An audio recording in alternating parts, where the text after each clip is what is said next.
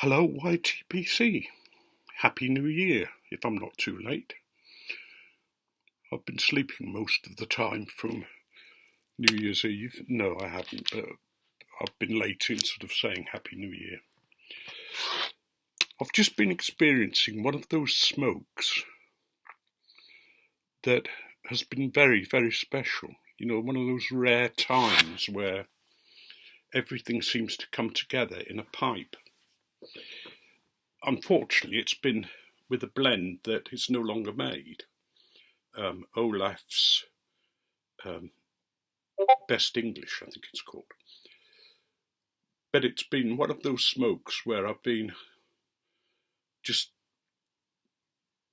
so engrossed in it, so totally involved with it, with the taste, with the almost perfection of the smoke, of the experience, which has been very nice.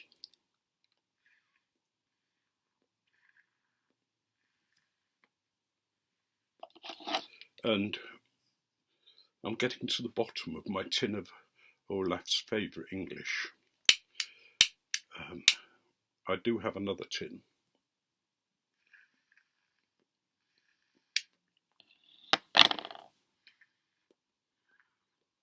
And the temptation to open that and just go straight on is very strong, but I don't want to do that. I want to save that maybe for a bit later, let it age a bit more. The thing that I like about the blend is the tin note is very obvious for me at the moment, and I think that's with it having a little bit of age about it. It's got about a year on it. But that sort of sweetish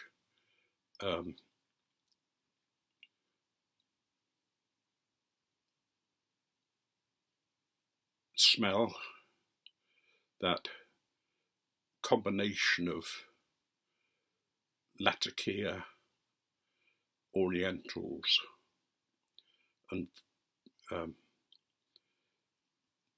I think it's Virginia, it might be Burley. I don't know. You know, I'm not that good at distinguishing particular blends usually, particular tobaccos. But certainly when I opened the tin, and as I've been smoking it, that's been there continually, that nice welcoming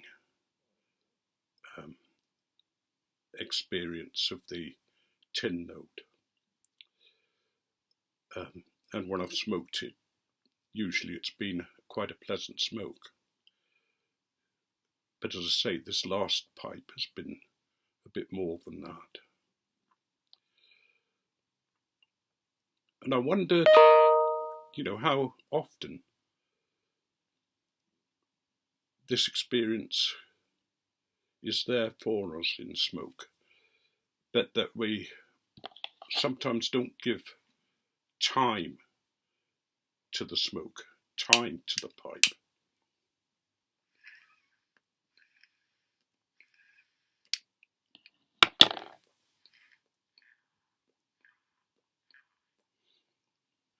Getting near to the bottom. And by not giving it time, we miss out because we're involved with something else, our mind's somewhere else, or our bodies are doing something else. You know, either we're on a Zoom meeting or we're with another pipe smoker, or we're on our own, but we've just lit the pipe and we're having a smoke. And it's made me want to perhaps give a little more time and a little more concentration on the experience of smoking, the experience of what's going on with the pipe, the type of smoke that comes from this particular blend, the retrohale, the taste, the way it affects the mouth, and the way it stimulates. Nicotine has always been a problem for me, and I very rarely experience nicotine in the way that some people do with a nicotine hit.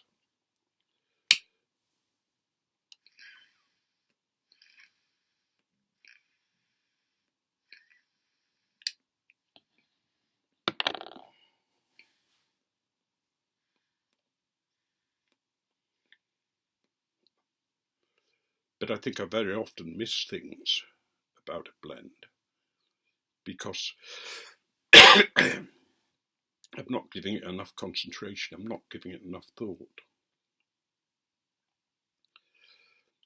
So if you're a new smoker, or if you're like me, somebody who smokes all the time, and I do smoke literally all the time, I very rarely am not with a pipe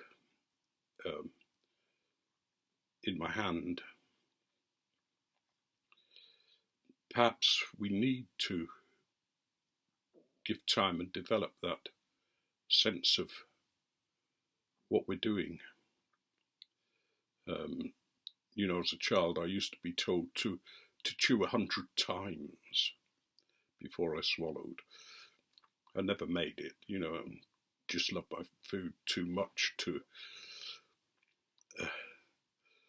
not want the next mouthful. And I recognise that my feeling about the way I feel about this pipe and tobacco at the moment, I also feel about whiskey.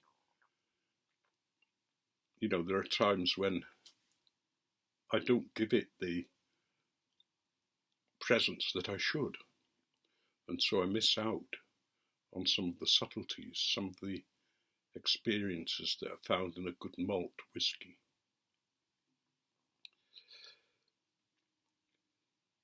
I guess it's part of life that we can't always be in the present moment. Anyway, enough of that sort of thought.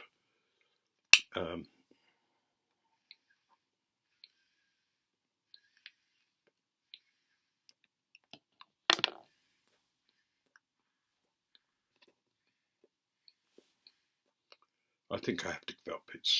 I've got to the end, and I'm trying too hard to keep it going. An update on where we are. I mean, physically, my Parkinson's disease, whether it's caused by Parkinson's disease or whether I've got vascular Parkinson's, which is slightly different but very similar in effect, seems to be behaving itself for the moment. I only get the shakes when I'm particularly stressed or particularly tired. I tend to be walking a little better, although I do still get the stops and the stutters as I'm walking, and I do sort of get the Parkinson's stoop and the shuffling of feet. So I'm quite pleased about that, you know, that I'm in this position at the moment. My diet's going well. I put on weight over Christmas, and I sort of expected to have continued to put on weight over the new year. But when I got weighed today, I'd lost 4 pounds, which was a joy. As for the move, we're still in the same position that we have been all along. They're looking for a place for us. And that can be very frustrating, you know, because we're not involved in that search. So we just have to wait until they come up with a property for us to look at and sort of say what we feel about it. And I think when they do that, it'll be a case of going down, looking at the place and saying, yes, we think we could live here and in this area. And then they'll go ahead and do the work that they want to do within the property to bring it up to standard so that both Carolyn's disabilities and my future disabilities can be met. And so the property can be made future-proof as far as possible, so that we can live there as long as we want to, or until whatever it is calls and the cold, fetid breath of the wolf of death blows down my neck, and I find that it ain't dark here, as death from the Discworld sort of says, "Yes, it is, isn't it? Come with me." Anyway, they're still looking, as I said. Carolyn has good days and bad days, is often in a lot of pain with her various bone problems. But we're gradually going through the house and getting rid of stuff, because we're aware that we've tried to cram what we had in a vicarage into a house into a bungalow that's much smaller, and there's a lot of things that we no longer use, and it's pointless just keeping them for the sake of keeping them. So I've been going through all the kitchen cupboards and sort of saying, just how many cups do we need? Just how many plates do we need? I'm still attracted by the various machines that we have in the kitchen, and I've just brought a new coffee maker. One that takes little pots, but not one of the more common ones. This one's a Lavazza, and their coffees are just so lovely, Italian coffee, and I'm enjoying that. I'm also beginning to whittle down my cellar a bit, and to try and get blends of tobacco that I know are going to be more difficult to get in the future, and hoping to get them through the customs. I have some on order from the States, and it's the Arango Balkan blend that I've ordered. I think I've ordered a pound of it, and I'm hoping that gets through. It's very frustrating in England in that we have so many different varieties of tobacco that there are in other places, like Germany, for example. I mean, Germany has some superb blends. And yet I know that if I order from Germany, they're going to get customs duty on them, and it becomes increasingly more and more difficult to justify paying that duty. I think I'll have to become a smuggler. Take a boat up the Rhine or something like that and across the channel, and come back with my hidden hoard. And as I drag it ashore, through the streets to my home or to my store, tell people to watch the wall, my darling, as the gentlemen go by, with the baccy and the whiskey and the wine and the brandy. I think that's a superb poem. But I'm going to leave it there, because I'm aware that I'm rambling, as usual, and probably boring you all to death. But I hope that the new year is a better year than last year. I think we've still got a long way to go in our various countries.